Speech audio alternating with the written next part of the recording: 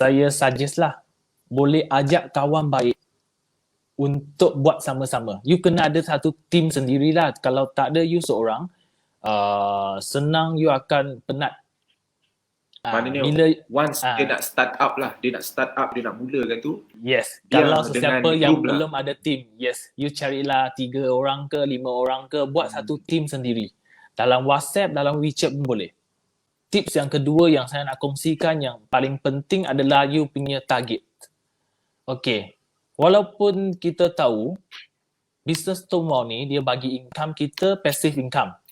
Okay, logik dia semua orang tahu. Setiap kali orang top up, kita dapat commission. Okay, ini logik semua orang tahu. Tapi, you kena ada target sendiri. Target bulanan ke ataupun target tahunan.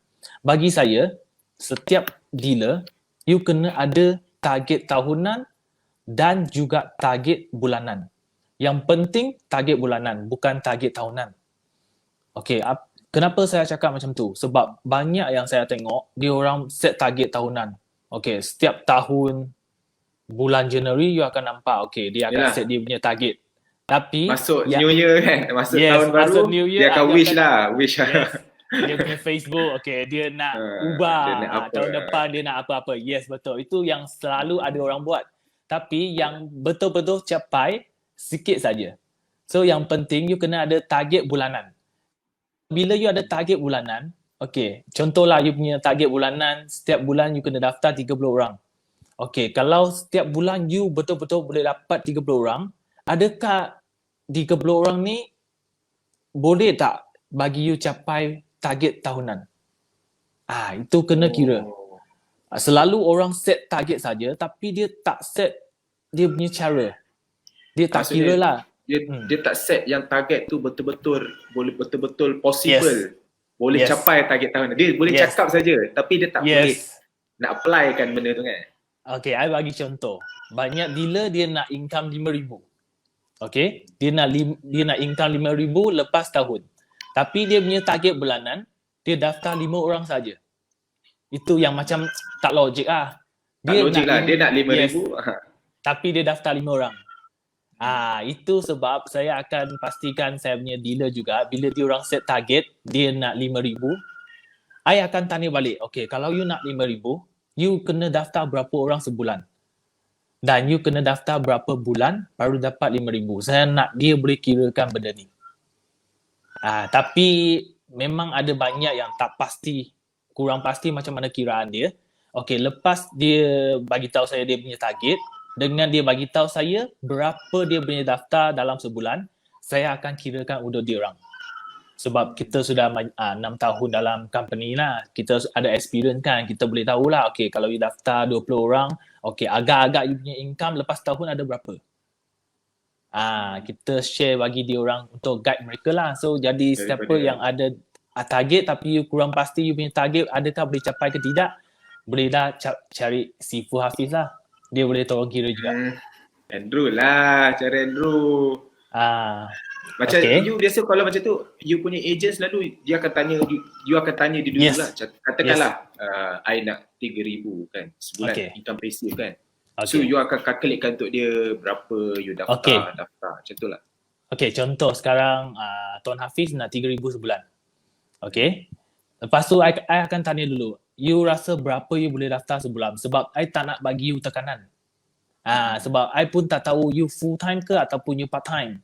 Kadang-kadang ada orang dia full time, ada orang dia ada kerja sendiri, dia bukan boleh semua masa untuk buat tunau. So I akan tanya balik dulu, okay, you rasa berapa you boleh daftar sebulan? Lepas tu you bagi satu jawapan, lepas tu saya akan tolong kira, okay, kalau you boleh daftar berapa, okay, you nak income 3,000, you kena buat lebih kurang setahun ataupun setahun setengah. Macam tu. Maksudnya dia kena konsisten lah, keep konsisten buat benda yang sama sampai dalam setahun setengah macam tu. Yes, yang penting konsisten. Okay, banyak dealer, dia mula-mula buat dia boleh daftar 50 orang. Tapi dia tak boleh konsisten. So bagi saya, kalau you buat sebulan you daftar 50 orang, baik saya cadangkan you daftar sebulan 20 orang, tapi you konsisten setahun ataupun 2 tahun lah. Baru you akan nampak dia punya result.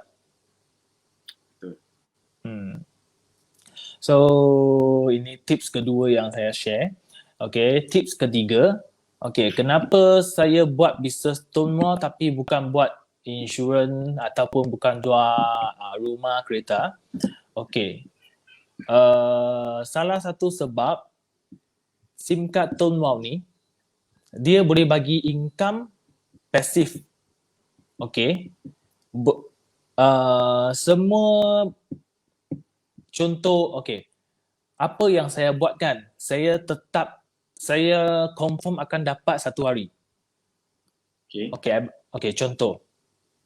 Kalau hari ini, saya sebagai online sales lah, saya jual barang. Saya jual barang ataupun saya kerja dengan orang lain. Saya jual benda ni, saya dapat sekali. Okay. Macam saya kerja dengan orang lain. Tapi bila saya buat bisnes Stonewall, saya dapat satu customer, forever customer ini adalah saya punya customer. Dia bukan macam saya kerja benda ni untuk company orang lain. Ini sangat penting.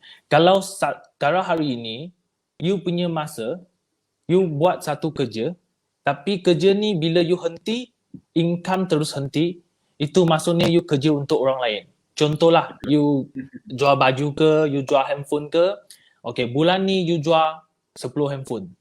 Tapi 10 handphone ni bila user ni, dia terus pakai tapi you tak ada income. You next month you kena jual lagi. Itu maksudnya you kerja dengan orang lain. Betul. So, memang betul. Sebab saya buat SIM card Stonewall ni, sebab dia punya income, okay, contohlah saya korbankan saya punya masa 10 tahun dalam bisnes Stonewall. So, lepas 10 tahun, mungkin saya kalau saya nak retired, tetap saya boleh dapat income yang sebelum ni, yang saya korbankan masa untuk Stonewall, yang sebelum ni, semua ni saya boleh dapat lah untuk next 10 tahun, next 20 tahun.